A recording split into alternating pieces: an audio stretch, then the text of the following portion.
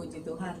Puji syukur pada pagi hari ini kembali kita bisa berkumpul bersama dengan saudara seiman, bersatu hati untuk memuji Tuhan. Saya yakin percaya seminggu yang lalu banyak yang Tuhan telah lakukan sampai hari ini. Perlindungan Tuhan, kasih setia Tuhan senantiasa melingkupi setiap kita. Ada sukacita Bapak Ibu. Amin. Ada ucapan syukur buat Tuhan. Amin. Mari saya undang setiap kita untuk menundukkan hati. Kita mau merenungkan setiap kebaikan Tuhan dalam hidup kita. Kita mau mengatakan terima kasih. Kita mau mengucapkan syukur kepada Tuhan. Terima kasih Tuhan. Terima kasih Yesus untuk setiap kebaikan-Mu, untuk setiap pertolongan yang Tuhan senantiasa berikan, untuk setiap penyertaan Tuhan. Terima kasih Tuhan untuk setiap apapun yang terjadi dalam kehidupan kami. Kami percaya itu atas kendali Tuhan, itu atas seizin Tuhan.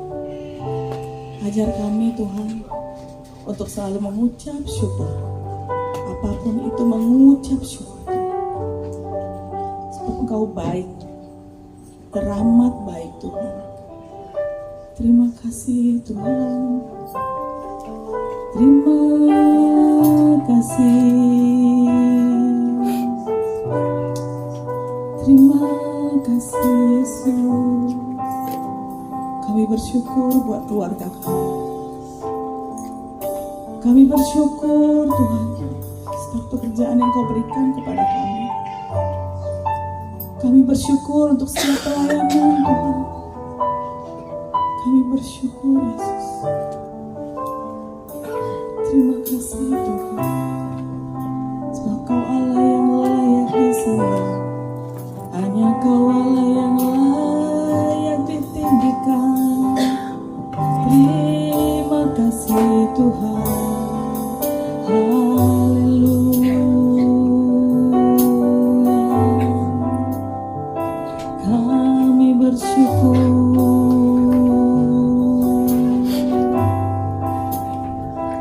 Kasih Tuhan sungguh mulia, tulus dan sempurna mengasihiku.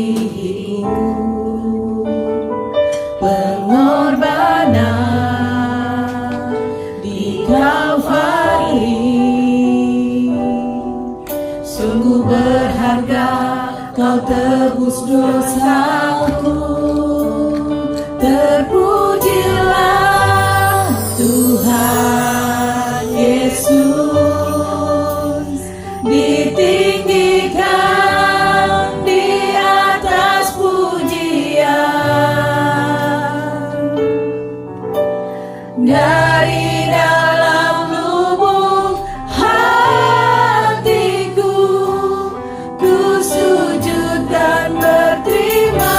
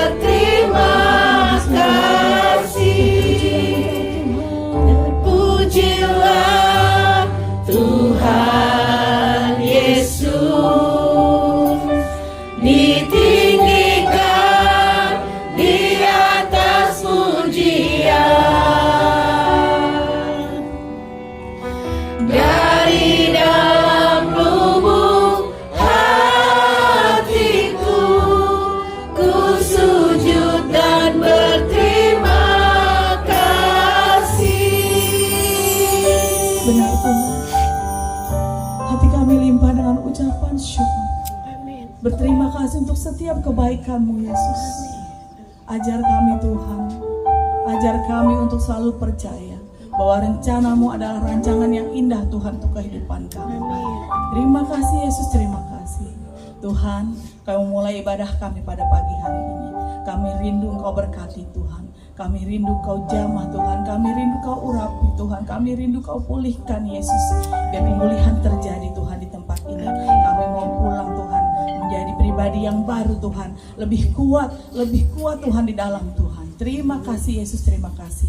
Beracaralah Tuhan dalam nama Tuhan Yesus. Haleluya. Amin. Silakan beri salam kanan kiri.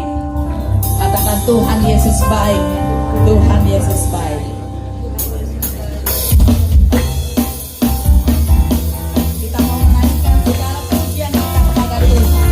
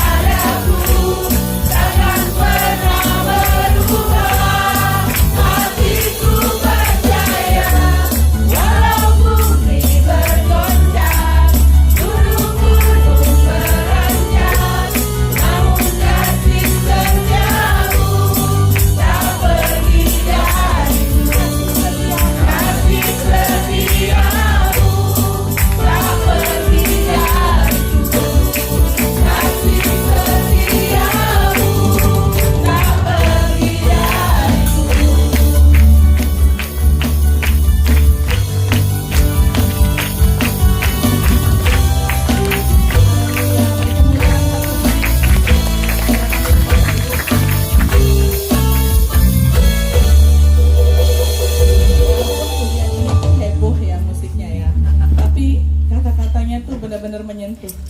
Kasih setia Tuhan tak pergi dariku. Amin. Kita akan memberikan persembahan.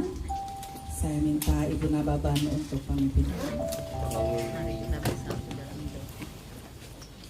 Terima kasih Bapak, terima kasih Bapak buat pagi yang indah ini Tuhan. Kami datang Tuhan mengucap syukur kepada Tuhan, karena Tuhan masih memberikan kesempatan buat kami untuk datang memuji dan memuliakan Engkau Tuhan. Tuhan Yesus, sebelum kami mendengarkan firman-Mu Tuhan, ampuni kami Tuhan segala dosa dan perbuatan yang kami perbuat minggu ini Tuhan. Biar kami Tuhan layak untuk menerima firman-Mu. Untuk kami setia untuk mendengarkan untuk kehidupan kami sehari-hari Tuhan Yesus. Begitu juga Tuhan Pak Gembala Tuhan yang memberikan firman Tuhan kepada kami Tuhan. Urapi Tuhan Bapak kami Tuhan, biar kami semakin mengerti firman yang disampaikan kepada kami Tuhan Yesus. Tuhan Yesus, kami menerima berkat-Mu Tuhan. Kami mengembalikan berkat-Mu ini Tuhan, memberikan persembahan Tuhan Yesus untuk melebar kerajaan-Mu di tempat ini Tuhan Yesus. Ajar kami Tuhan untuk memberikan yang terbaik buat Tuhan. Biar kami Tuhan mengerti berkat-berkat yang Tuhan berikan di dalam kehidupan kami Tuhan. Terima kasih Tuhan Yesus, terima kasih. Di dalam nama Tuhan Yesus kami mengucap syukur. Haleluya, amin. Amin. Persembahan dijalankan, kita angkat pujian. Betapa hati kita berterima kasih. Betapa hatiku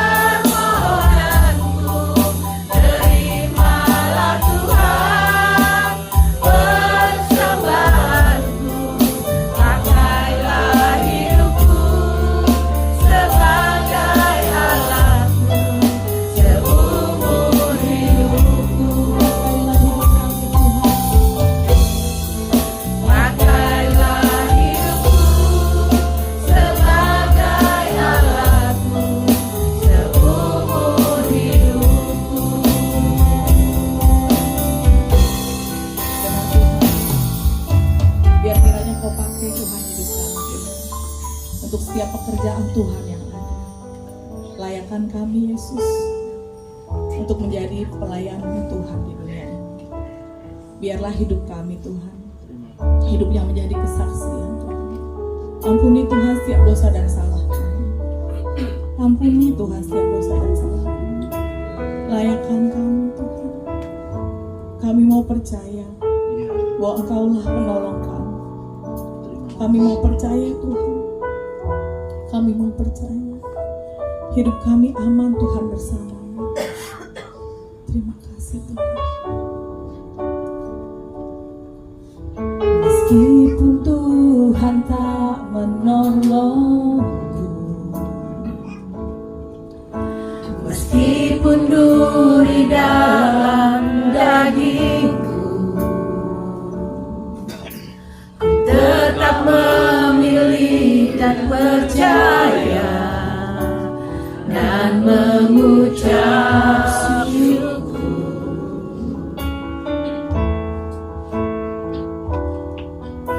Meskipun doaku tak terjawab, meskipun dagingku habis lenyap, ku tetap memilih dan percaya dan mengucap syukur berkali-kali. Berkali-kali Kau menolong, berkali-kali Kau kuatkan, dalam rasa sakit Engkau ada, Yesus setia.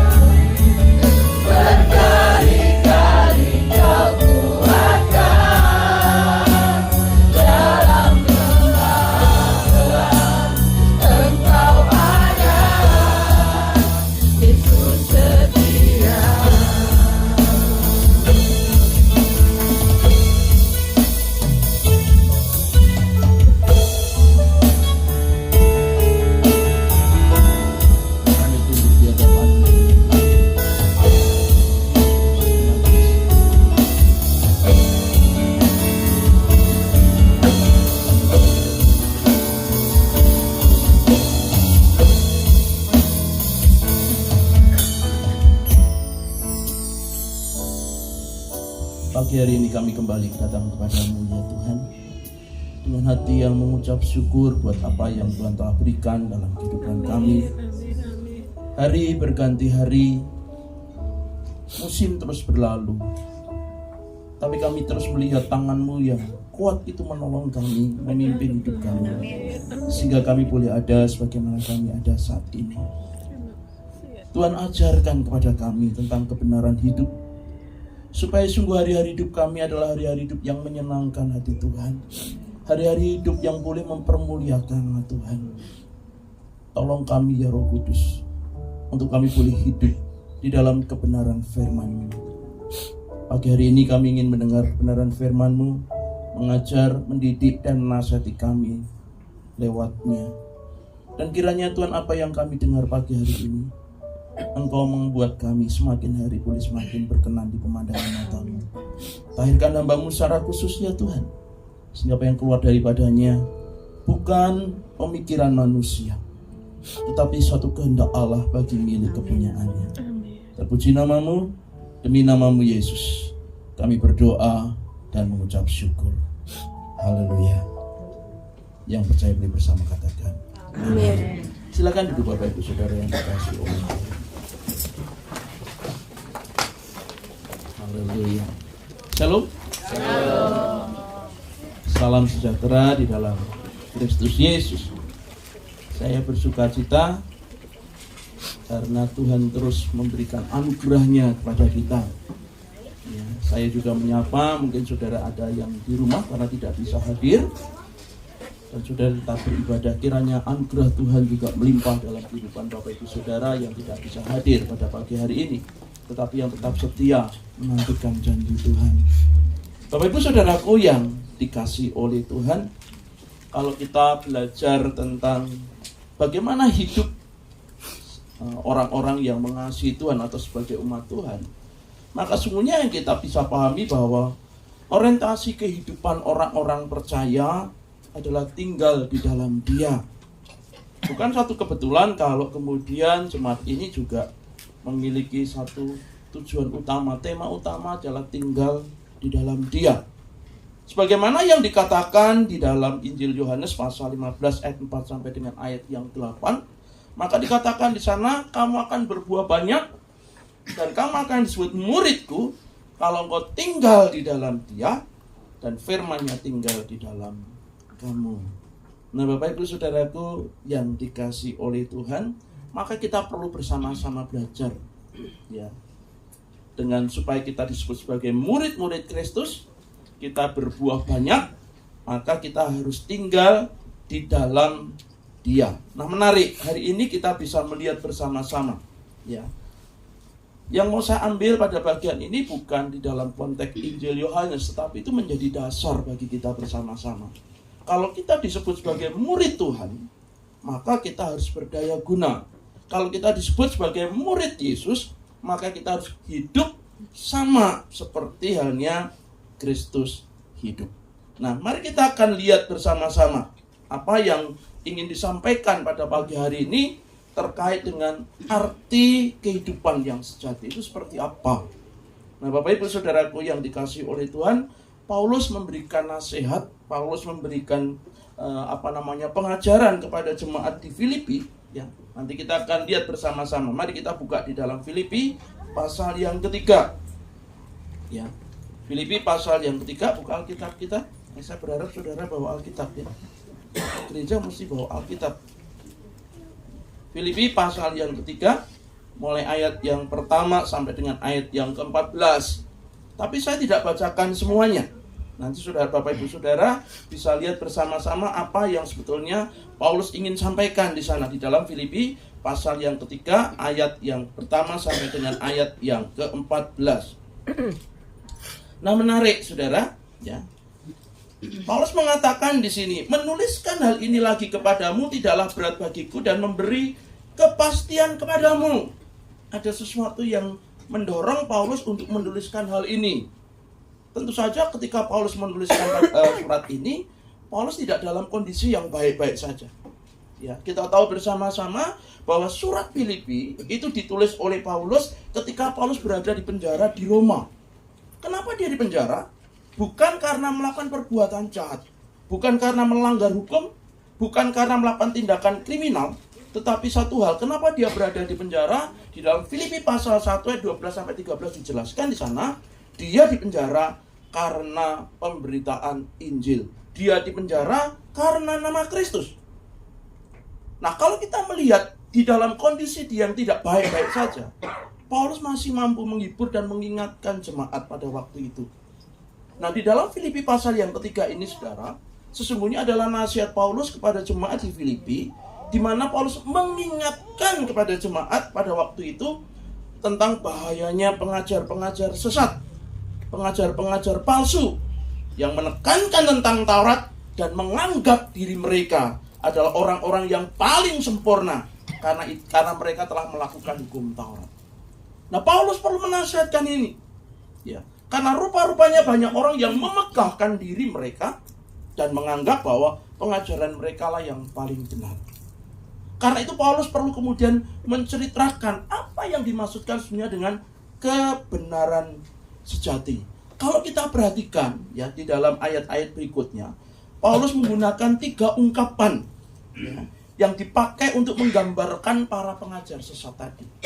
Yang pertama dikatakan bahwa umat Tuhan di situ ya, hidup, tetapi kehidupannya bukan kehidupan yang benar. Ya, Paulus menyebutnya sebagai, coba saudara lihat ayat yang kedua, hati-hatilah terhadap anjing-anjing. Saudara, kata anjing di sini bukan satu umpatan Paulus, sama sekali tidak demikian. Tetapi kata anjing di sini memiliki pengertian, ya, bahwa pada hakikatnya orang-orang yang digambarkan seperti anjing adalah orang-orang yang najis. Nah, sekali lagi, ya, apa yang disampaikan oleh Paulus ingin mengatakan bahwa istilah anjing memiliki konotasi najis dan sering digunakan untuk merujuk kepada bangsa-bangsa kafir yang melawan Allah.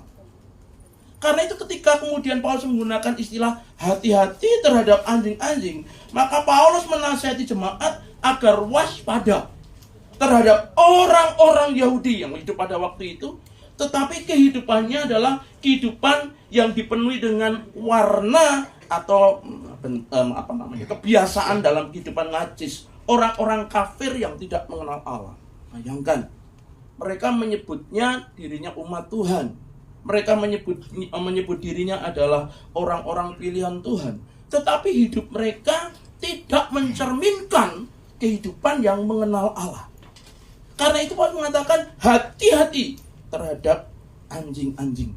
Hati-hati terhadap orang-orang yang mengerti tentang kebenaran tetapi mengingkari kebenaran itu. Hati-hati terhadap orang-orang yang menyebut dirinya umat Tuhan tetapi tidak hidup sebagaimana harusnya menjadi umat Tuhan. Beberapa waktu yang lalu kita memperingati tentang bagaimana Kristus yang kemudian mati di atas kayu salib untuk menyelamatkan orang percaya.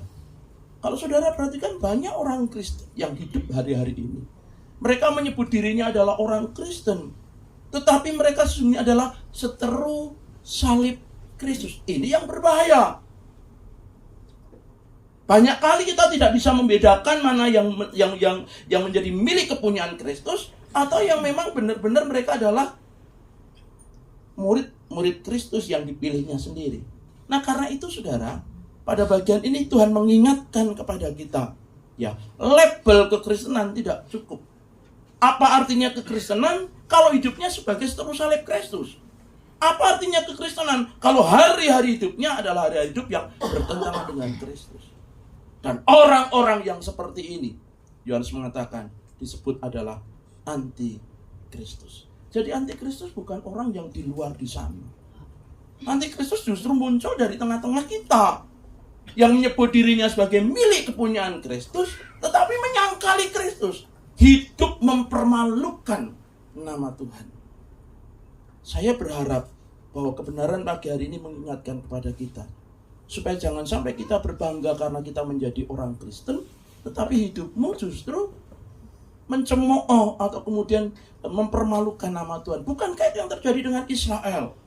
Allah memilih Israel menjadi umat pilihannya dengan dimaksudkan supaya melalui Israel, ya, nama Tuhan dipermuliakan. Melalui Israel yang dipilih oleh Allah, bangsa-bangsa lain mengenal Allah. Tetapi yang terjadi justru sebaliknya. Gara-gara Israel, maka kita menemukan di sana bangsa-bangsa kafir, Moab, Filistin, ya, lalu kemudian Aram dan sebagainya. Orang-orang itu, bangsa-bangsa itu kemudian justru meninggalkan Tuhan. Kenapa?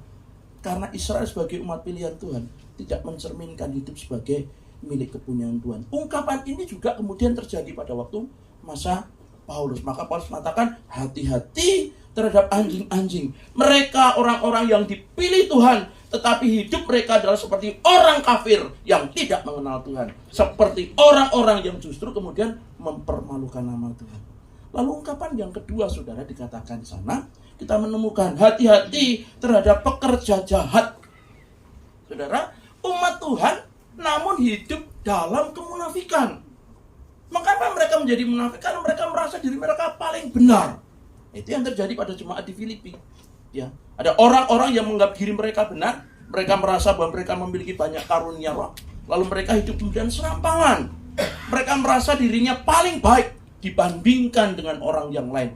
Dan mereka masuk di tengah-tengah jemaat. Makanya Paulus mengingatkan, hati-hati terhadap pekerja-pekerja yang jahat. Itu nampak di dalam Filipi pasal yang ketiga. Hati-hatilah terhadap pekerja-pekerja yang jahat. Saudaraku yang dikasihi oleh Tuhan, orang-orang itu hidup di dalam kemunafikan karena kesombongan rohani yang mereka miliki. Kemunafikan mereka di dalam memahami tentang Taurat justru membuat mereka menjadi sombong. Banyak orang yang berpikir, aku sudah sekolah kok, aku sudah mengerti tentang kebenaran firman kok, tapi kemudian tidak hidup di dalamnya.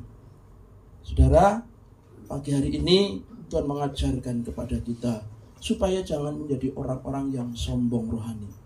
Dan kalau kita kemudian hidup di tengah-tengah atau kondisi di mana hal itu mulai bermunculan, maka nanti kita melihat apa yang dipesankan oleh Paulus, apa yang dinasihatkan oleh Paulus. Paulus menasihati jemaat terhadap orang-orang seperti itu, ya. Karena itu, saudara, orang-orang yang munafik, orang-orang yang sombong rohani membawa mereka kepada penyesatan. Kenapa apa yang dikatakan oleh firman?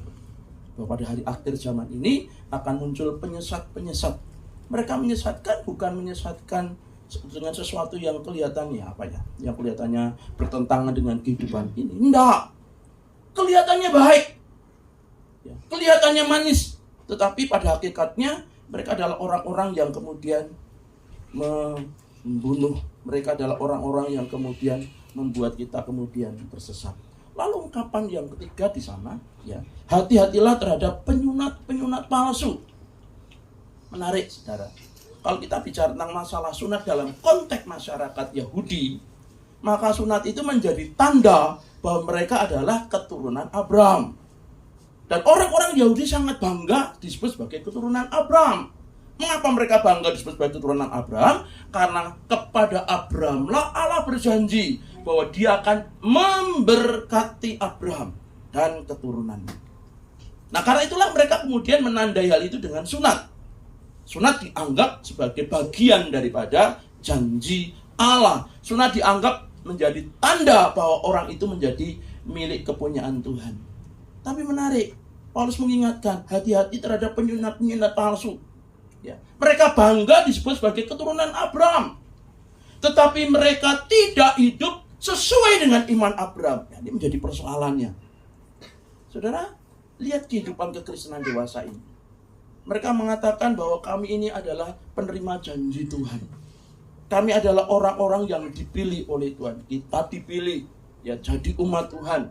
Mengingat apa yang dikatakan, ya oleh Petrus, kamulah bangsa yang terpilih, imamat yang rajani, bangsa yang kudus, umat kepunyaan Allah. Betul, janjinya iya dan amin. Tetapi realita menunjukkan bahwa orang-orang yang mengklaim janji itu, mereka tidak hidup di dalam kebenaran firman.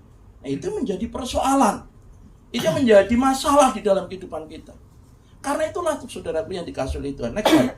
Paulus kemudian memberikan satu pengajaran yang indah sekali. Paulus mengingatkan. Di dalam ayat yang ketiga dikatakan, Karena kitalah orang-orang bersunat. Artinya orang yang beroleh janji Allah, yang beribadah oleh Roh Allah, bukan sekedar ritual agamawi, dan bermegah dalam Kristus Yesus, dan tidak menaruh pada hal-hal yang lahiriah. Perhatikan baik-baik. Jadi yang disebut dengan penerima janji Allah bukan hanya sekedar mereka yang menandai diri mereka dengan sunat lahiriah, tetapi sunat batiniah. Yang berkenan di hadapan Allah bukan orang yang melakukan ritual agamawi semata, tetapi mereka yang hidup di dalam kepercayaan yang mereka jalani. Karena itu Yesus pernah menegur keras ya kepada orang-orang yang ada di sekitarnya dan mengatakan, ya, dia mengutip apa yang dikatakan di dalam kata Nabi Yesaya, bangsa ini memuliakan aku dengan bibirnya, tetapi hatinya jauh dari hadapanku. Sebab apa yang diajarkan mereka adalah ajaran manusia semata. Pagi hari ini saya berharap supaya ibadah kita tidak menjadi sia-sia. Kita bernyanyi bukan karena kita tahu lagu pujian itu. Kita menaikkan pujian bukan karena kita hafal pujiannya. Kita kemudian memuliakan Tuhan bukan karena kita merasa bahwa ya daripada di rumah mendingan jadi gereja. Tetapi apa yang kita lakukan di dalam ibadah kita adalah kesadaran bahwa Dia telah berbuat lebih dulu kepada kita sesuatu yang baik di dalam hidup kita. Karena itu apa yang kemudian Paulus nasihatkan. Next slide. Kita temukan di sana. Paulus tidak hanya sekedar mengingatkan. Paulus kemudian memberikan kesaksian. Di dalam Filipi pasal yang ketiga kepada jemaat di Filipi, Paulus mengatakan, dikatakan di dalam ayat 10, yang ku kendaki ialah mengenal Dia dan kuasa kebangkitannya dan persekutuan di dalam penderitaannya, di mana aku menjadi serupa dengan Dia dalam kematiannya. Tujuannya apa? Supaya aku akhirnya boleh kebangkitan dari antara orang mati. Perhatikan di sana. Yang ku kendaki ialah mengenal Dia. Saudara, banyak orang juga salah memahami bagian ini. Kata mengenal di sini bukan karena mengenal karena kelahirannya. Bukan sejak dari kecil, sejak dari dalam kandungan. Dia adalah keluarga orang-orang yang percaya kepada Tuhan. Bukan itu. Bukan mengenal karena nasihat orang tuanya. Atau juga bukan mengenal karena pengetahuan yang mereka pelajari. Karena dia belajar di dalam sekolah Alkitab. Lalu kemudian mengenal Tuhan. Bukan itu yang Paulus maksudkan. Tetapi kata mengenal di sini dipahami adalah orang yang kemudian memiliki pengalaman pribadi dengan Tuhan. Makanya Paulus katakan, yang aku kendaki adalah mengenal Dia, mengalami perjumpaan dengan Dia di dalam kebangkitan dan persekutuan di dalam penderitaannya. Karena itu saudaraku, pagi hari ini kita belajar tentang kebenaran firman. Menjadi pengikut Kristus tidak sekedar hanya label Kristen. Menjadi pengikut Kristus tidak hanya sekedar kita duduk diam manis di gereja, melakukan ibadah setiap hari Minggu, atau kemudian ada kegiatan lain sepanjang hari Minggu itu, sepanjang minggu tersebut. Tidak cukup menjadi orang Kristen yang sekedar dibaptis. Tidak cukup menjadi orang Kristen sekedar memberikan persembahan. Tidak cukup menjadi orang Kristen sekedar saudara melayani pekerjaan Tuhan. Saudara, belakangan ini Tuhan mengajarkan kepada saya sesuatu yang jauh lebih baik lagi. Nah, mari kita lihat apa sebetulnya yang ingin diajarkan dari kebenaran firman ini. Next slide. Kita temukan saudara, kalau gitu apa yang harus dilakukan? Tema khotbah saya hari ini adalah memburu kebenaran. Apa itu kebenaran? Yesus katakan, akulah jalan dan kebenaran dan hidup. Tidak ada seorang pun yang sampai kepada Bapa kalau tidak melalui aku. Alkitab katakan dengan jelas. Jadi kalau orang bertanya, apakah Yesus itu adalah satu-satunya juru selamat? Maka saudara harus berani mengatakan dengan pasti, according this Bible, menurut Alkitab ini, ya, hanya Dialah jalan keselamatan menuju kepada kesempurnaan. Saudara tidak perlu lagu lagi. Lalu bagaimana dengan orang lain? Bagaimana dengan orang-orang punya kepercayaan lain? Itu bukan urusan kita. Aku hanya percaya Alkitab. Aku tidak percaya kepada yang lain. Pertanyaan saya, saudara percaya kepada Alkitab? Amin. Kalau Anda percaya kepada Alkitab, Alkitab katakan, akulah jalan, kebenaran, dan hidup. Tidak ada seorang pun yang sampai kepada Bapa kalau tidak melalui aku. Jadi hanya kepada Yesuslah satu-satunya juru selamat. Jadi saudara juga jangan kemudian jadi khawatir, Pak, nanti kita terdampak pada penistaan agama. No. Tadi saya katakan according this Bible, menurut Alkitab ini. Jadi kalau orang bertanya, ya saudara jawab menurut Alkitab saya. Bahwa dia adalah satu-satunya juru selamat. Kamu percaya enggak Alkitab saya? Kalau mereka katakan enggak percaya, ya pasti engkau enggak percaya bahwa dia adalah satu-satunya juru selamat. Selesai. Banyak orang ragu. Mereka takut kemudian dianggap menista agama lain. Kita tidak bicara tentang masalah menista agama yang lain, tapi kita bicara tentang kebenaran firman. Dan hari ini kita akan belajar apa itu memburu kebenaran. Saudara, mari kita lihat bersama-sama di dalam Filipi pasal yang ketiga. Ya, kita temukan di sana. Ya, Paulus mengatakan demikian. Ayat yang keempat. Sekalipun aku juga ada alasan untuk menaruh percaya pada hal-hal lahiriah. Perhatikan. Jika ada orang lain menyangka dapat menaruh percaya pada hal-hal lahiriah, Paulus ngomong begini. Aku lebih lagi. Apa kelebihan Paulus? Dilihat. Dibandingkan dengan orang-orang Yahudi. Orang Yahudi disunat, dia juga disunat.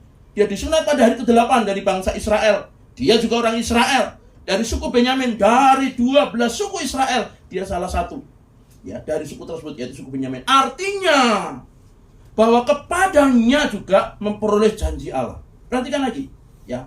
Dikatakan orang Ibrani asli. Hebat. Dia juga katakan aku orang Ibrani juga. Aku orang Yahudi asli.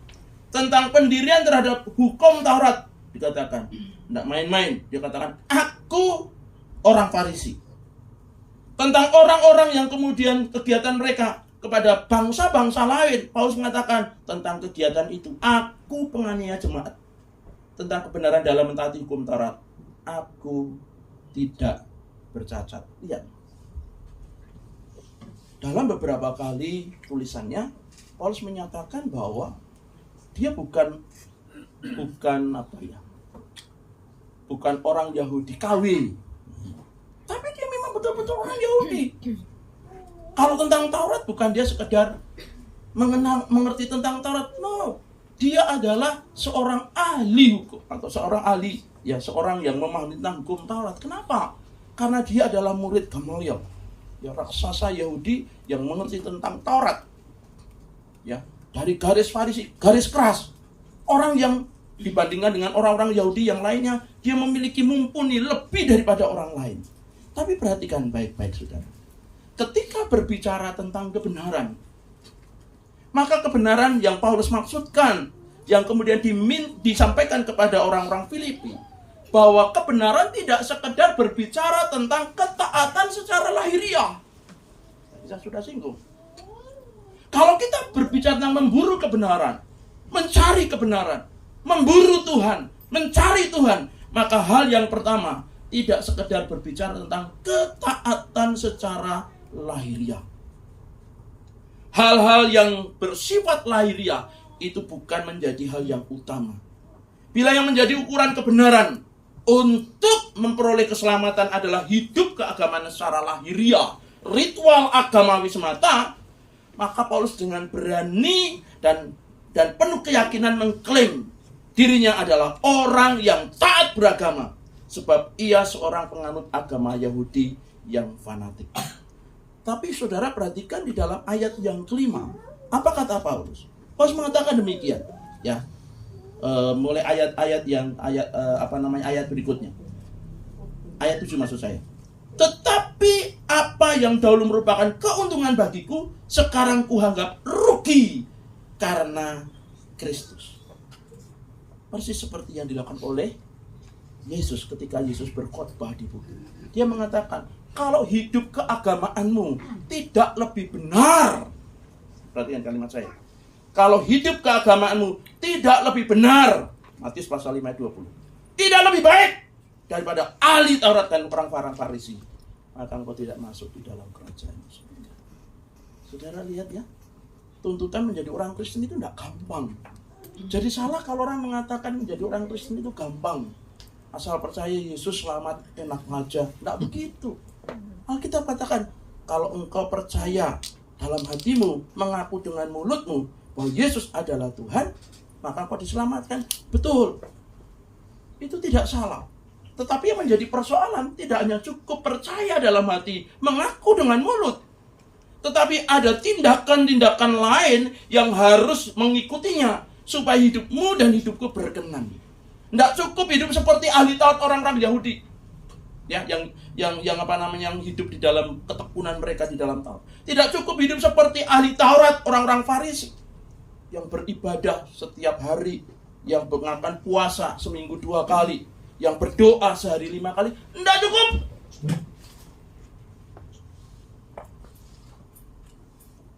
Karena itu Paulus mengatakan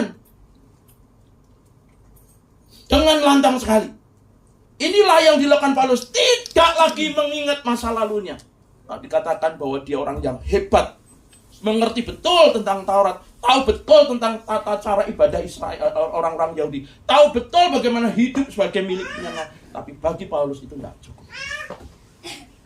Karena itu Bapak Ibu Saudaraku yang dikasihi oleh Tuhan, memburu Tuhan itu tidak hanya sekedar, sekali lagi ya, tidak sekedar berbicara tentang ketaatan secara lahiriah, tidak cukup. Memburu Tuhan ternyata lebih kepada satu sikap yang rela melepaskan segala sesuatu demi kerajaan Allah. Kebenaran yang kedua kita lihat, ya, bagaimana sikap Paulus di dalam menyikapi kehidupannya. Ya, dia rela melepaskan apa yang dimilikinya, dia rela melepaskan apa yang menjadi haknya, dan itu didasarkan karena kasihnya kepada Kristus. Selalu saya katakan, untuk menjadi murid Kristus ada harga yang harus dibayar. Ya, ini yang jarang dibicarakan. Seringkali yang ditekankan adalah percaya pada Yesus engkau selamat, selesai. No, ada tanggung jawab, ada konsekuensi sebagai milik kepunyaan Kristus. Saya mengatakan, to receive Jesus you pay nothing. Untuk menerima Yesus engkau tidak perlu bayar apa-apa. To follow Him you pay something. Untuk mengikut Dia kita ada sedikit atau ada bagian yang kita perlu bayarkan. Tetapi puncaknya to serve Him, untuk melayani Dia, you pay everything. Engkau harus membayar, melepaskan segala sesuatu. Karena itu dikatakan, ya, barang siapa mau mengikut aku, Yesus katakan, dia harus menyangkal dirinya, pikul salibnya, baru ikut aku. Dan kalau dia mau menjadi muridku, dikatakan, dia harus melepaskan segala sesuatunya, baru dia datang kepadaku dan mereka menjadi milikku. Karena itu saudara, kerelaan membayar harga demi kerajaan Allah didasarkan kepada kesadaran bahwa Tuhan telah mengasihi kita. Ini yang penting. Kenapa kita memberikan persembahan? Kita memberi persembahan bukan ya supaya kita diberkati. No. Kita memberikan, kita sudah diberkati. Kita berikan ini untuk kemudian melebarkan kerajaan surga di dunia. Enggak, bukan itu. Kenapa kita memberi? Karena kita warga kerajaan surga. Jadi kalau saudara dikatakan, mengapa kamu tidak membunuh? Bis, kalau saya membunuh masuk neraka. Bukan itu jawabannya. Kenapa engkau tidak berdosa? Sebab kalau aku berdosa nanti masuk neraka. Bukan itu jawabannya. Mengapa engkau tidak membunuh? Mengapa engkau tidak berzina? Mengapa engkau tidak melakukan kejahatan? Sebab aku adalah warga kerajaan Allah. Sebagai warga kerajaan Allah, maka hidupmu adalah memiliki etika kerajaan. Etika kerajaan adalah meneladani raja kita. Kalau kita tidak membunuh, kita tidak berbuat jahat, kita memperhatikan orang lain, karena raja kita melakukan bagi kita, dia memberikan hidupnya bagi kita. Apalagi yang kurang? Kalau dia telah memberikan teladan bagi kita, memberikan segala sesuatu bagi kita, masakan kita mau hitung-hitungan dengan Tuhan? Karena itu kita memberi. Kita memberi bukan supaya kita diberkati, kita memberi karena kita sudah diberkati dan karena kita adalah warga kerajaan Allah. Sehingga kita hanya mengatakan orang hidup di dunia ini yang penting ada makanan, ada pakaian, cukup. Selebihnya itu bonus yang Tuhan berikan. Selebihnya itu milik kepunyaan Tuhan. Kalau itu milik kepunyaan Tuhan, mengapa kita menjadi orang yang pelit? Makanya Paulus katakan, saudara, dengar baik-baik. Mereka yang memburu Tuhan, mereka yang memburu kebenaran, orang-orang yang memiliki kerelaan hati untuk melepaskan segala sesuatu yang dimiliki demi kerajaan Allah. Bagaimana dengan hidup kita? Masihkah saudara berhitung ikut dengan Tuhan? Kebenaran yang ketiga kita temukan. Ini yang penting, saudara. ketika berbicara tentang memburu kebenaran, maka hal yang ketiga dikatakan ayat yang ke-10 tadi saya sudah bacakan, ya, yang ku kendaki ialah mengenal Dia dan kuasa kebangkitannya dan persekutuan dalam penderitaannya, di mana aku menjadi serupa dengan Dia di dalam kematiannya, supaya aku akhirnya beroleh kebangkitan dari antara orang mati. Ini yang mau saya tekankan pada saudara. Intimacy with God, memiliki hubungan yang intim dengan Tuhan. Saudara, banyak orang mengaku dirinya orang Kristen, tetapi mengenal Kristus karena kata orang, mengenal Kristus karena pengetahuan, mengenal Kristus karena khotbah-khotbah yang disampaikan oleh hamba-hamba Tuhan. Hari ini kita akan belajar bersama-sama tentang kebenaran firman Tuhan, dan saya sampaikan kepada saudara, berbicara tentang mengenal Kristus, berbicara tentang memburu Tuhan, maka saudara tidak ada yang lain cara yang harus kita lakukan selain hidupmu intimacy with God, intim dengan Tuhan. Beberapa waktu yang lalu Tuhan ingatkan kepada saya, belum lama saudara, dulu sebelum saya terlibat di dalam pelayanan pekerjaan Tuhan yang mungkin 40 tahun, 35-40 tahun yang lalu, saya punya jam doa yang begitu intens, gitu ya. Rasanya hampir tiap hari ada paling tidak 2-3 jam saya habiskan untuk bertekun di hadapan Tuhan, mendengar, belajar untuk mengerti apa yang Tuhan mau. Tapi itu 35-40 tahun yang lalu. Sampai pada waktu akhirnya saya jatuh cinta dengan Tuhan, dan saya tidak peduli dengan hidup saya. Justru ketika saya gagal di dalam hari-hari hidup saya menemukan kebenaran yang luar biasa. Lalu ini diingatkan kembali, saudara. Dengan berjalannya waktu, saya menjadi seorang pelayan Tuhan, gitu ya. Lalu hampir sepanjang hidup saya terlibat di dalam pelayanan pekerjaan Tuhan. Tapi kurang lebih mungkin 1,5 bulan yang lalu, ya, saya diingatkan kepada satu kebenaran ini. Saya sibuk melayani pekerjaan Tuhan. Saya sibuk mengajar. Saya sibuk kunjungan kepada rekan-rekan yang mereka sedang dalam kondisi sakit. Saya sibuk membagikan apa yang ada pada diri saya untuk kepada orang lain. Tetapi saya tidak sibuk dengan Tuhan. Sampai akhirnya mungkin 1,5 bulan yang lalu, Tuhan ingatkan kembali, betapa dalamnya engkau telah jauh dari hadapanku, Isa. Kau telah meninggalkan kasih-Mu. Saya kaget, saudara. Kenapa saya kaget? Karena saya merasa bahwa saya sudah melakukan jatuh bangun iman saya di hadapan Tuhan. Saya coba untuk pelihara, tetapi ternyata kurang. Lalu melalui satu khotbah yang disampaikan oleh Billy Graham menyampaikan, ya, ada perlu waktu kamu duduk diam di bawah Tuhan. Waktu itu adalah pukul 2 sampai pukul 3 pagi kurang lebih. Akhirnya saya kemudian menemukan Skypath, jalur langit. Saya temukan itu pada mulanya berat sekali. Untuk kembali pada bagian itu beratnya minta ampun. Lalu sampai suatu waktu yang paling clear adalah waktu peristiwa Jumat Agung. Ini benar, saudara, kejadian benar. Ya, seperti biasanya pukul 2 saya bangun. Dan memang dibangunkan. Dan itu indah sekali. Lalu kemudian saya bertegur di hadapan Tuhan. Saya mulai berdoa. Saya mulai kemudian menyampaikan bagian-bagian. Saya tidak berdoa buat diri saya sendiri, karena saya sudah malu. Saya bilang, Tuhan, sudah terlalu banyak berkat yang Tuhan telah berikan dalam hidupku, pertolongan yang Tuhan telah berikan padaku. Lalu ingat aku itu tadi yang disampaikan, berkali-kali kau menolong, gitu ya. Berkali-kali kau kuatkan, dalam rasa sakit engkau ada, Yesus setia. Ku alami itu, berkali-kali ku menolong. Tetapi pagi itu, saudara, saya juga naikkan pujian, saya naikkan, ya, kesaksian saya di hadapan Tuhan. Berkali-kali Tuhan menolong, berkali-kali Tuhan kuatkan, dan Tuhan tetap setia. Dalam rasa sakit saya pun Tuhan tolong. I know, aku tahu betul. Pagi itu ada suara lembut sekali. Saya kenal suara itu. Suara itu mengatakan, Yusuf, bangun. Saya kenal suara itu. Maukah engkau bertahan bersamaku dengan aku 1 jam saja? Saya kenal suara itu. Karena itu adalah majikan saya. Lalu saya pongah, saudara, saya bangun.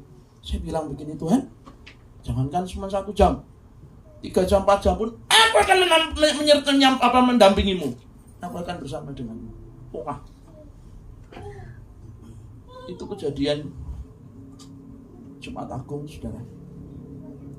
Lalu apa yang terjadi? Saya berdoa. Ya, seperti biasa saya sebutkan. Lalu saya ingat lagu itu berkali-kali, Tuhan tolong. Tetapi kemudian liriknya jadi berubah. Entah bagaimana itu liriknya jadi begini. Berkali-kali ku berbohong. Serius, saudara. Berkali-kali ku berdosa. Dalam rasa sakit engkau ada, Yesus setia. Kalimatnya bisa bilang begitu. Saya sadar betul bahwa apa yang saya lakukan di hadapan Allah jauh dari sempurna, jauh dari keinginan hati Tuhan. Saya minta ampun, saudara. Dan lagu itu, perubahan lagu itu terjadi setelah ayam berkokok, kurang lebih mungkin setelah, mohon maaf ya, setelah di masjid terdengar panggilan untuk berdoa. Allahu Akbar, begitu kira-kira. Kaget saya. Artinya, dalam kurun waktu sekitar pukul 1, pukul 2 sampai pukul itu, saya hilang. Padahal saya berkata, jangankan cuma 1 jam, 3-4 jam pun, saya siap mendampingi itu. Maka muncul kalimat itu. Berkali-kali aku berbohong. Bapak Ibu Saudaraku yang dikasih oleh Tuhan. Tapi pengalaman itu membuat saya kemudian mengerti betul bahwa kalau kemudian aku mau menjadi seorang milik kepunyaannya, kalau aku mau menjadi corongnya Tuhan, kalau aku menjadi anak-anak Tuhan, maka tidak ada cara lain. Saya harus punya kehidupan yang intim. Intimacy with God itu tidak bisa dilakukan karena kemampuan kita, tidak. Tapi karena belas kasihan Tuhan, karena karya dan pekerjaan Roh Kudus. Maka sejak saat itu saya berkata, Tuhan ampuni aku. Dari situlah muncul kemudian Tuhan mengingatkan saya tentang khotbah, ya, tentang apa firman Tuhan. Peristiwa ketika dia menampakkan diri di pinggir Danau Galilea, di Danau Tiberias, maksudnya, ya, kita temukan di sana.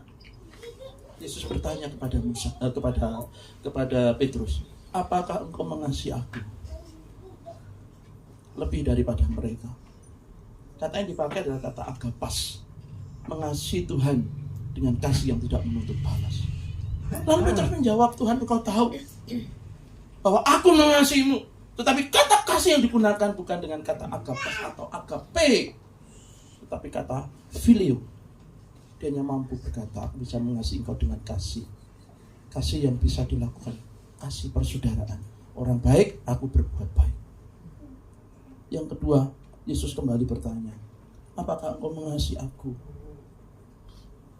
Lalu Petrus mengatakan, Tuhan, kau tahu bahwa aku filio kepadamu. Masih juga menggunakan kata filio. Baru yang ketiga, Yesus mengatakan, Simon, anak Yohanes, apakah engkau filio kepadaku? Barulah Petrus menangis. Dia sadar betul bahwa ketika Tuhan bertanya sampai 3 kali, itu bukan berarti kemudian Tuhan mau mempermalukan Petrus di depan murid-muridnya. Tapi Tuhan mengingatkan kepada Petrus arti sebagai murid Kristus. Supaya jangan kemudian menjadi murid itu hanya sekedar ngomong kosong. Gede ngomong tapi tidak ada buktinya. Tidak hanya sekedar mengingatkan, tapi Tuhan juga mempersiapkan Petrus di dalam penderitaan yang akan dia alami. Dan pada akhirnya Tuhan memperbarui kembali panggilannya kepada Petrus. Saudara, itu meresap betul dalam hidupku. Karena itu pagi hari ini tidak ada cara lain. Kalau engkau mau menjadi seorang pelayan Tuhan, menjadi seorang milik kepunyaan Tuhan, menjadi seorang anak Tuhan, menjadi seorang umat Tuhan yang dikasih oleh Allah, maka kita perlu intim dengan Tuhan. Tidak cukup sekedar kita melayani pekerjaan Tuhan, tapi kita duduk diam di bawah kaki Tuhan. Selalu saya ulang-ulang, melayani Tuhan dan melayani pekerjaan Tuhan dua hal yang berbeda. Banyak orang sibuk melayani pekerjaan Tuhan, tapi dia tidak sibuk melayani Tuhan. Karena itu Tuhan katakan, bangsa ini memuliakan aku dengan bibirnya, padahal hatinya jauh dari hadapan. Aku benci dengan ajaran mereka, sebab yang diajarkan mereka hanya adalah pengetahuan daripada manusia. Melayani Tuhan itu adalah ketika kau duduk diam di bawah kaki Tuhan. Waktu kau berkata, ya Tuhan, ku percaya, aku percaya. Waktu kau duduk diam di bawah kaki Tuhan dan kau mengatakan, Tuhan, kaulah pengharapanku, ku percaya hanya kepadamu. Kau melayani Tuhan ketika kau duduk di bawah kaki Tuhan dan kau katakan, pujilah aku Tuhan. Waktu kau berseru memanggil namanya dan menghadirkan dia di dalam hidupmu, itulah intimasi with God. Itulah melayani Tuhan. Apa yang saya lakukan, apa yang Pak Kuni lakukan, apa-apa yang rekan-rekan saudara lakukan, para pemimpin pujian dan sebagainya, itu baru melayani pekerjaan Tuhan. Jangan hanya sibuk melayani pekerjaan Tuhan sampai engkau lupa melayani Tuhan. Pengalaman ini saya sampaikan pada saudara, karena ketika engkau hidup di dalam Tuhan, engkau lewat atau engkau membangun jalur langit, maka hidupmu diubahkan. Ibu saudaraku yang dikasihi Tuhan, kita ketemu setiap hari pukul 2 sampai pukul 3 di jalannya Tuhan, dan saudara akan menemukan keindahan yang luar biasa. Saya akan sampaikan, pada mulanya sulitnya minta ampun, karena kemudian besok harus pagi, harus bangun, harus bekerja, harus mengajar. Lama-lama menjadi satu kebiasaan, dan ada hal yang hilang, ada hal yang rasa nggak enak kalau saudara miss itu lakukan. Hari ini biarkan, ketika kita memburu Tuhan, maka tidak ada cara yang lain. Miliki sikap intimasi. Yang keempat, melupakan apa yang di belakang dan mengarahkan diri apa yang ada di depan. Itu yang dikatakan oleh Paulus. Paulus katakan demikian di dalam ayat 12. Bukan seolah aku telah memperoleh hal ini atau telah sempurna, melainkan aku mengejarnya. Kalau aku dapat juga menangkapnya, karena aku pun telah ditangkap oleh Kristus Yesus.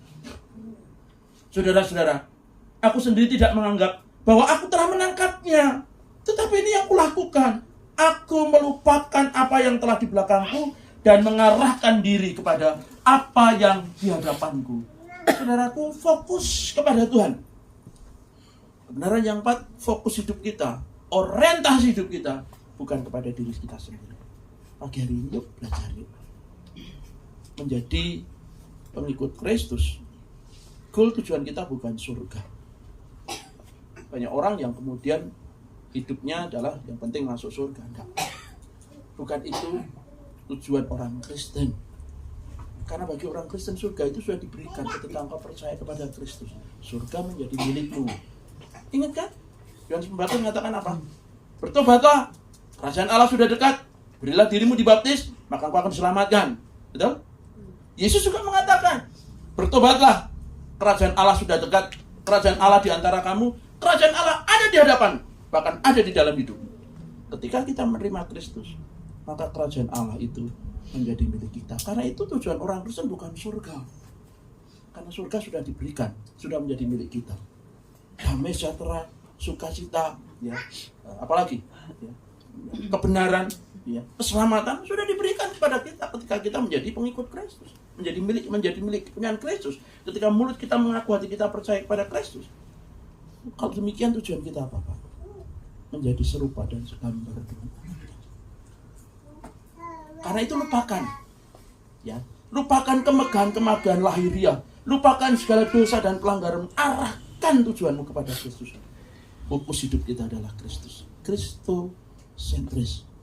Karena itu di dalam doa-doa saya sampaikan, Tuhan, berikan pikiran Kristus, hati Kristus, perkataan Kristus, sehingga apa yang kulampilkan adalah Kristus yang ada di depan dan aku yang ada di belakang. Karena itu fokus kita tidak sekedar bagaimana kita hidup di dunia ini saja. Sebab di balik kehidupan di dunia ada kehidupan yang sesungguhnya, kekekalan yang abadi. Karena itu 70-80 tahun ketika kita berusaha di dunia ini, itu adalah membangun bagian kita untuk kemudian kita hidup di dalam kekekalan. Yang 70-80 itu adalah sifatnya sementara, tapi akan mempengaruhi kehidupan kekal kita. Apakah kita bersama dengan dia untuk selama-lamanya, itu surga, ataukah kita terpisah dengan dia untuk selama-lamanya, nah itu yang disebut dengan neraka. Dan yang terakhir, berjuang dalam perkenanan Allah. Saudara, 5 bagian ini yang seharusnya kita miliki di dalam hidup kita. Kita perlu memburu kebenaran, supaya dengan demikian kita mendapatkannya. Dan ketika kita mendapat dan kita memperolehnya, maka kita menjadi orang-orang yang berbahagia. Orang yang berbahagia ialah orang yang mendengar firman Tuhan dan melakukannya di dalam kehidupan sehari-hari. Amin. Kita tundukkan kepala sama-sama. Kasih kunci A. Ada satu lagu lagi. Mataku tertuju kepada. Pernah dengar lagu ini? Mataku tertuju padamu, segenap hidupku kuserahkan padamu, kuserahkan padamu. Bimbing aku, bimbing aku masuk rencanamu, masuk rencanamu. Amin. Untuk membesarkan, Untuk membesarkan kerajaanmu. Sekali lagi katakan, mataku tertuju padamu.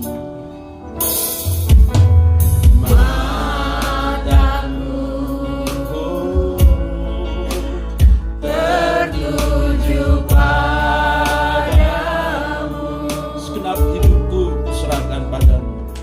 Segenap hidupku kuserahkan padamu. Bimbing aku, katakan. Bimbing aku masuk rencana, masuk rencanamu. Untuk membesarkan, untuk membesarkan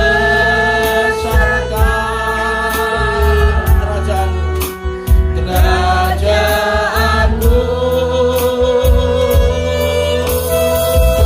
Ku mau mengikuti, ku mau mengikuti kehendak-Mu yang Bapa. Ku mau selalu, ku mau selalu menyenangkan hatimu. Ku mau mengikuti, ku mau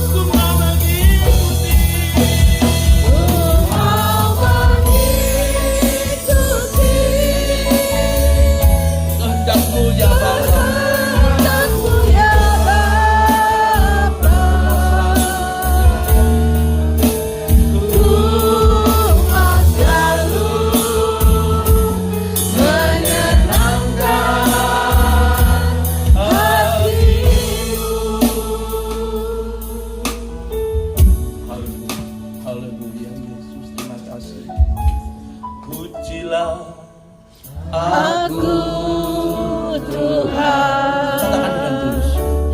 cobalah aku Tuhan, selidiki hatiku dan batinku.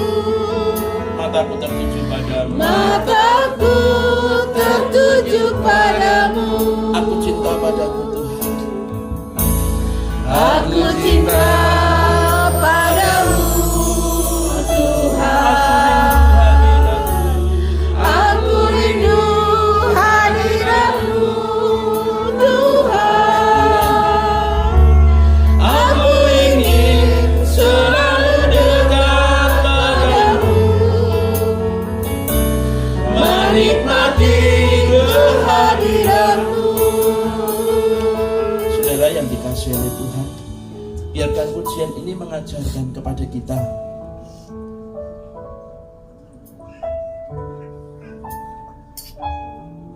menjadi milik kepunyaan Tuhan,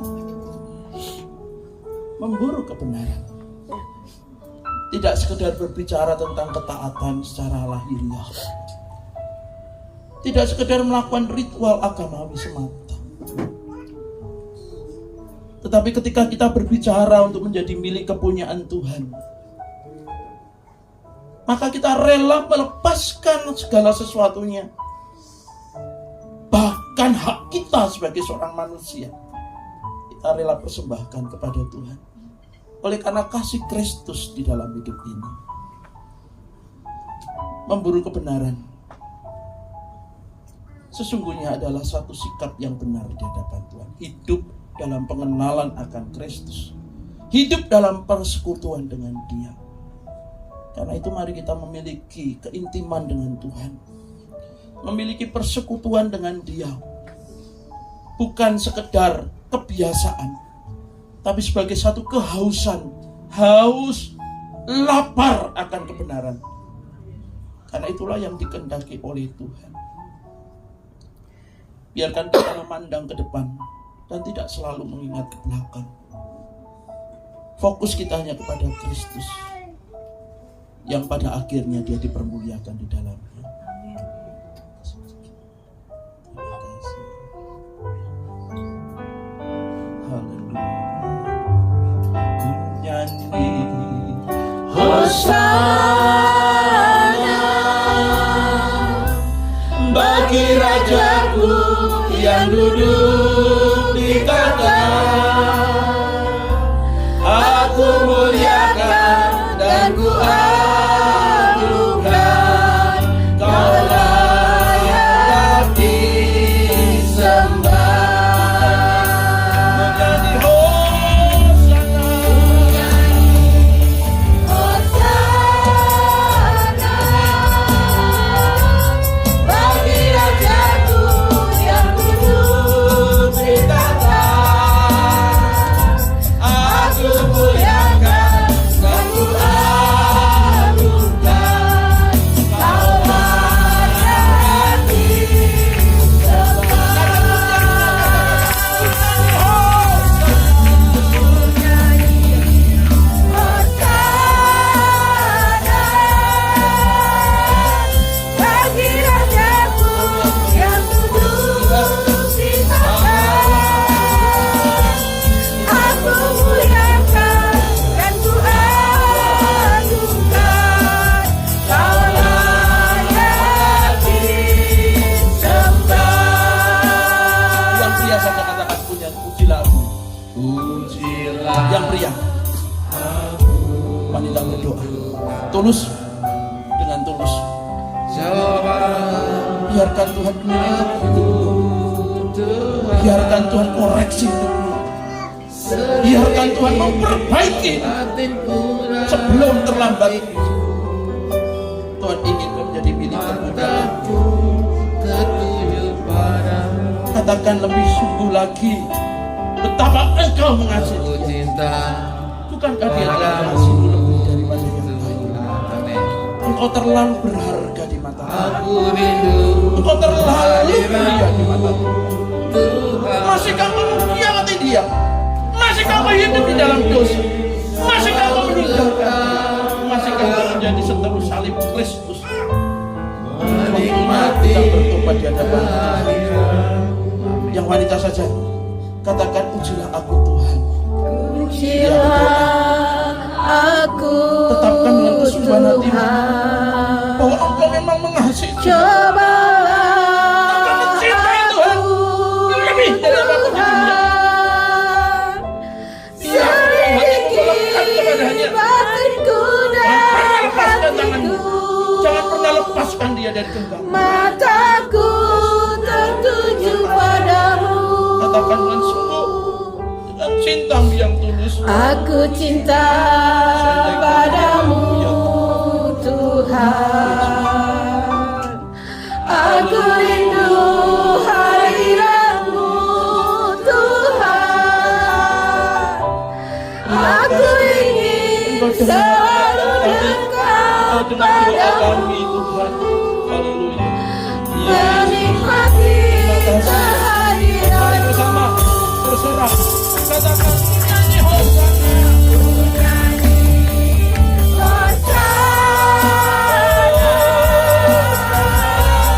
Bagi rajaku yang duduk di sana, Lawat kami.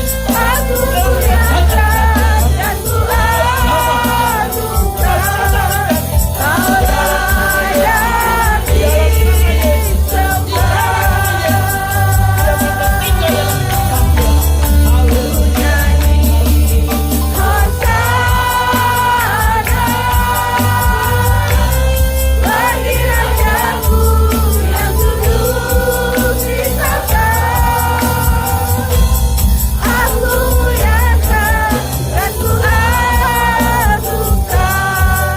Kau layak disembah.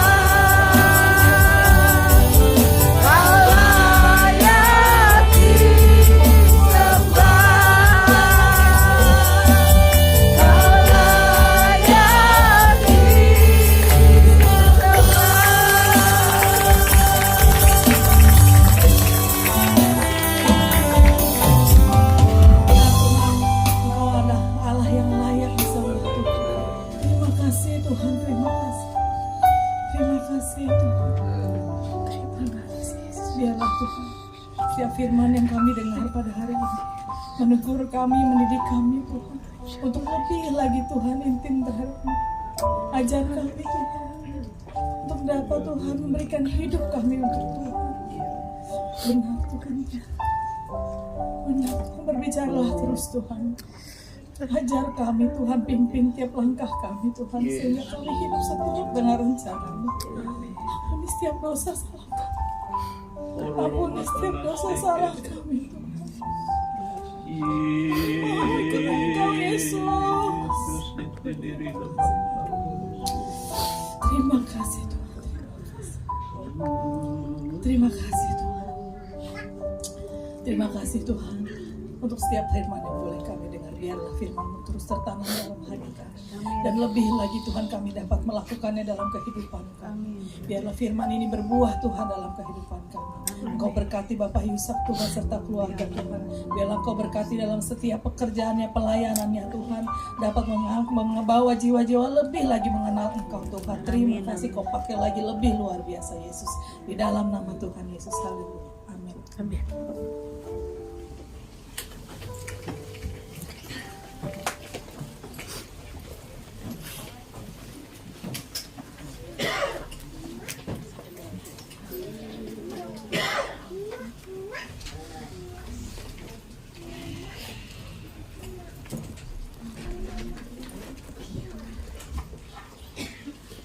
Puji Tuhan untuk firman Tuhan, kita semuanya diberkati. Amin. Sebelum mata jemaat, kita akan memberikan persembahan yang kedua. Nanti Ibu Yama juga untuk persembahan. Mari kita bersatu dalam doa. Bapak, sungguh kami mengucap syukur Tuhan Amin. apa yang kami dengar pada hari ini Bapak. Terima kasih, kami percaya Tuhan Yesus, Tuhan sudah mengajar kami, Tuhan sudah menolong kami Tuhan. Iya. Tuhan, kalau sebentar Tuhan kami mau memberikan persembahan Tuhan. Tuhan berkati setiap tangan-tangan kami yang memberikan persembahan. Kami tahu Tuhan sudah memberkati kami. Amin. Ya Bapa, biarlah persembahan kami ini Tuhan boleh menjadi dupa yang harum di hadapan-Mu ya Bapa. Terimalah persembahan kami Tuhan hanya di dalam nama Tuhan Yesus Kristus. Amin. Karena pujian hidup ini adalah kesempatan.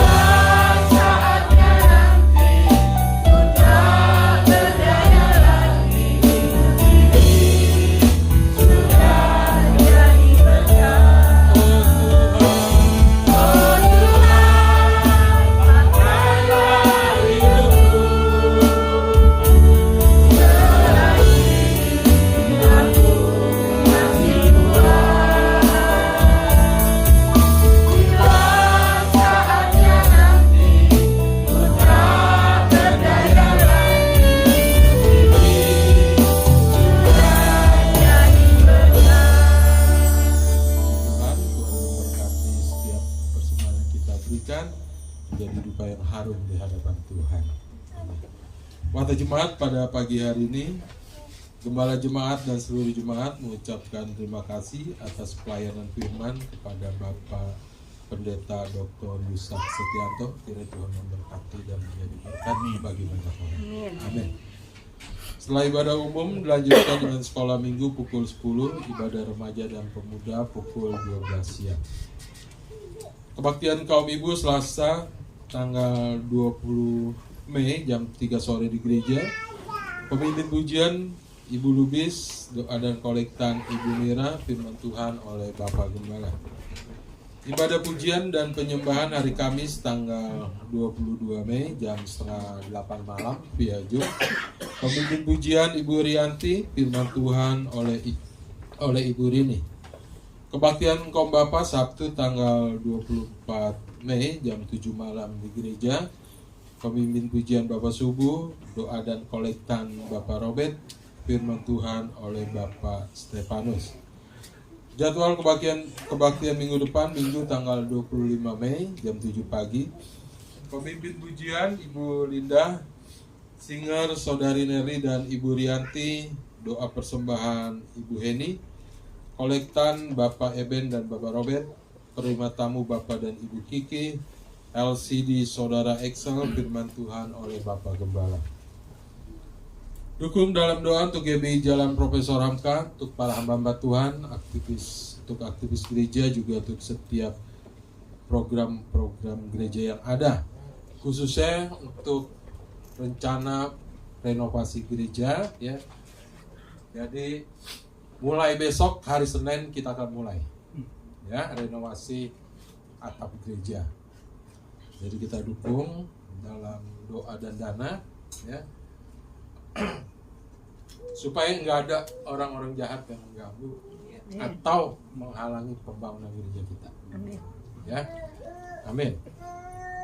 Jemaat yang dalam masa pemulihan, Bapak Yohanes, juga yang sakit, Saudari Dita. Kepala Sidang dan seluruh jemaat mengucapkan selamat ulang tahun kepada Bapak Yohanes pada tanggal 14 Mei, Bapak Wahyu Sandi pada tanggal 17 Mei, dan Saudari Meda Lubis pada tanggal 17 Mei. Kiranya panjang umur disertai kesehatan, kekuatan, semakin bertambah-tambah cinta dan setia kepada Tuhan, diberkati dan menjadi berkat. Amin. Untuk iuran gotong royong dapat diserahkan kepada Ibu Yuliana. Untuk janji iman pembangunan diserahkan kepada Ibu Susi. Puji Tuhan, hari ini jumlah jemaat yang hadir ada 84 orang. Demikian waktu jemaat, bila ada yang lain sampaikan oleh Bapak. Puji Tuhan, saudara-saudara, kita perlu kebenaran, bukan kesalahan, ya. Ada sesuatu yang harus kita perbaiki karena kekristenan, umat Kristen harus mencari kebenaran, minta pimpinan Roh Kudus. Karena banyak orang Kristen bahkan menyatakan dirinya Kristen hanya sekedar gerejawi. Mereka melakukan aturan tapi tidak pernah berubah karakternya sendiri. Ini harus kita jauhkan hal seperti itu. Mari semua apa yang sudah kita terima hari ini, terimalah dengan sukacita, masukkan dalam sanubari. Lakukan yang kita kerjakan, itu orang beriman. Amin. Puji Tuhan, saudara-saudara sekalian yang di rumah juga, karena hari ini kita streaming, jadi orang yang tidak hadir juga bisa mengikuti ibadah kita hari ini. Selamat, Tuhan memberkati. Dan juga saudara yang mungkin tidak bisa mengikuti hari ini bisa mengulang, ada di YouTube, ya. Jadi mulai hari ini, bahwa karena banyak permintaan dari para jemaat lain, bahkan jemaat luar, daripada donatur pengen mengikuti dalam ibadah-ibadah kita setiap minggu, maka dibuka hari ini secara langsung. Jadi mereka juga yang tidak bisa karena sakit, karena apa, bisa mengikuti ibadah setiap minggu jam 7 pagi di tempat ini, ya. Dan juga saudaraku yang dikasih Tuhan, proposal elektronik itu sudah dibuat dan itu boleh untuk jemaat yang punya saudara, yang punya kenalan, kirimkan di Japri aja, ya. Kirimkan saja. Tugas kita sebagai manusia menjalankan tugas kita. Selanjutnya terserah Tuhan, ya.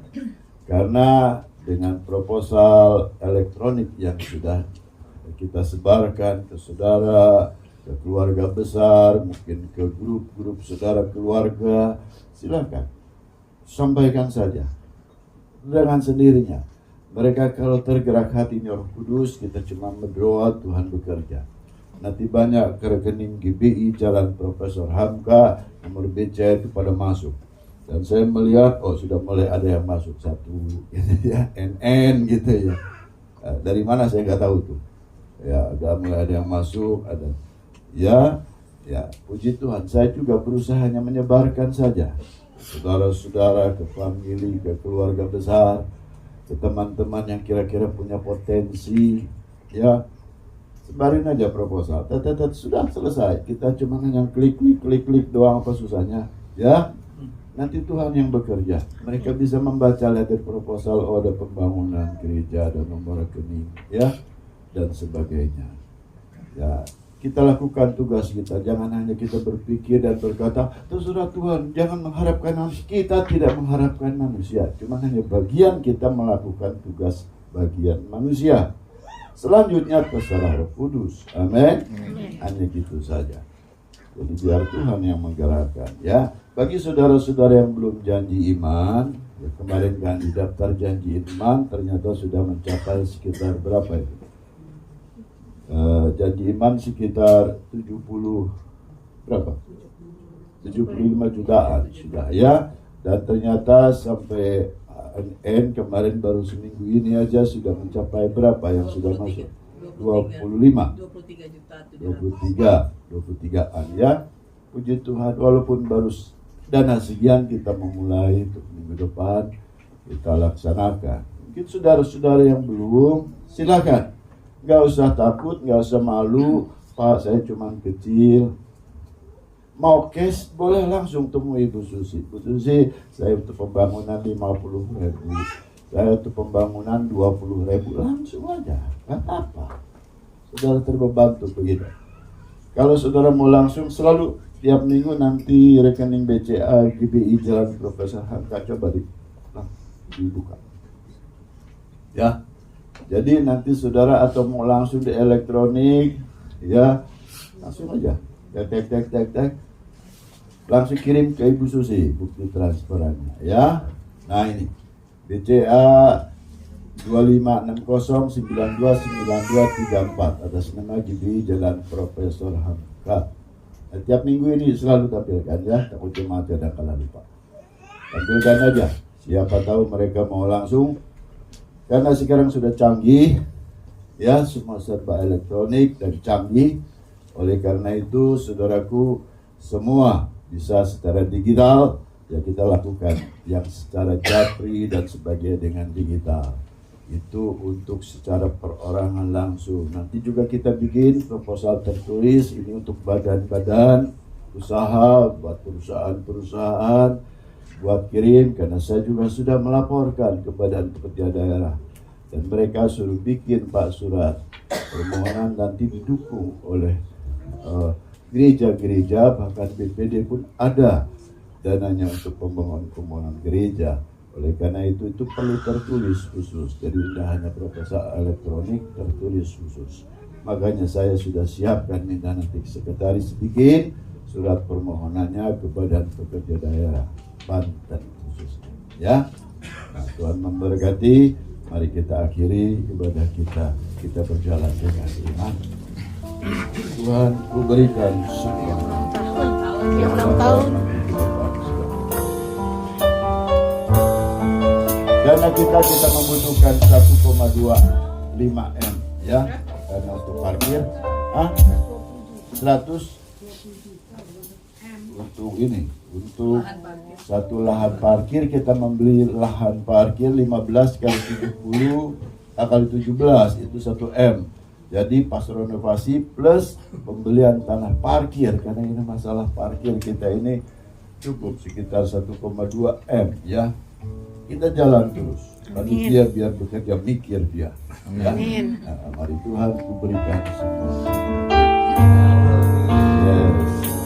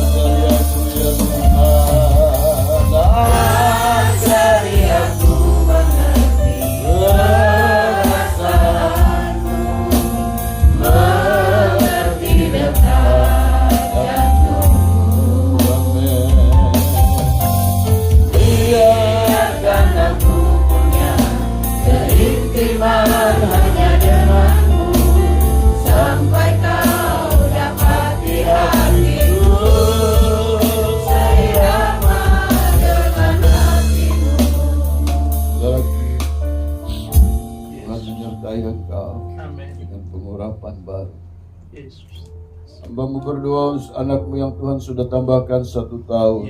Diberkatilah engkau hari ini. Keluar masukmu dalam penjagaan proteksi Tuhan. Amin. Tuhan mencukupkan setiap kebutuhan. Berharaplah kepada Tuhan, sebab Dia harapan hidup, menjamin hidup. Dari hari ini turun berkat Tuhan atas diri. Tuhan memberkati engkau. Terima kasih Tuhan, hamba berdoa untuk hamba yang sudah menyampaikan kebenaran Tuhan. Kami memburu kebenaran, bukan sebuah kesalahan, tapi biarlah Tuhan rencana terus jadi atas gereja-Mu di tempat ini. Kami percaya Tuhan Engkau berkuasa mengurapi gereja-Mu, dan Engkau Tuhan bekerja atas semua yang ada di tempat ini. Terima kasih, berkati. Kami serahkan anak-anak-Mu hari ini di gereja maupun hari ini di rumah. Tuhan memberkati setiap anak-anak Tuhan yang ikut beribadah. Terima kasih, berkati semua anak-anak Tuhan di mana saja yang sakit Tuhan sembuhkan. Hamba-Mu berdoa dalam nama Yesus, ada kesembuhan yang luar biasa. Terima kasih, berkati semuanya, lingkungan kami, dan Tuhan rencana pembangunan gereja, merenovasi gereja. Tuhan berkati, cukupkan semua dana yang diperlukan. Kami percaya Tuhan akan campur tangan luar biasa. Bahkan banyak Tuhan para donatur yang Tuhan gerakan, dengan sendirinya mereka Tuhan akan memberi partisipasinya kepada kami di tempat ini, karena nama Tuhan dipermuliakan. Terima kasih Bapa, kami serahkan semua dalam nama Tuhan Yesus. Saudara, angkat tanganmu dan terimalah berkat. Tuhan memberkati engkau dan melindungi engkau.